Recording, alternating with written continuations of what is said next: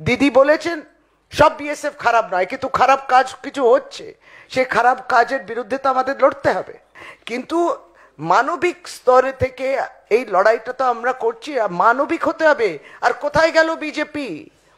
BJP Sandeshkhali যাব, সক্রিয় হব, ওখানে যাব। ভাবুন, বিজেপি আর সিপিএম তাদের স্বার্থটা কি সন্দেশখালি যাওয়ার?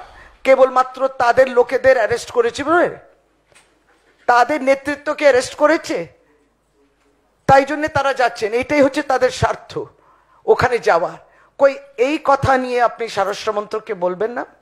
এই যে চোপড়াতে যে ঘটনাটা হয়েছে, স্বরাষ্ট্রমন্ত্রীকে প্রতিদিন আপনাদের চিঠি যায়, প্রতিদিন আপনারা চিঠি লিখছেন, গভর্নরের কাছে চলে যাচ্ছেন, তার গভর্নরের বাসভবনের সিঁড়ির উপরে আপনারা আন্দোলন করছেন।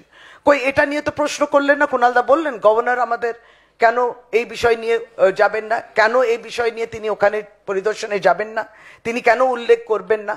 তিনি দিল্লি গেছেন, তাহলে এই বিষয় নিয়ে উল্লেখ করবেন কি না প্রশ্ন আমাদের থাকছে।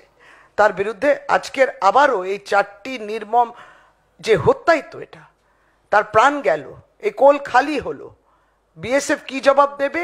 আর বিএসএফ এর এই জবাবটা কি স্বরাষ্ট্র মন্ত্রক দেবে? আর যারা রাজনীতি করেন এই নেতৃত্ব, এই বিষয় নিয়ে তাদের কি বক্তব্য? নিশ্চয়ই আপনারাও শুনতে আগ্রহী, আমরা এই প্রশ্নটা রাখলাম।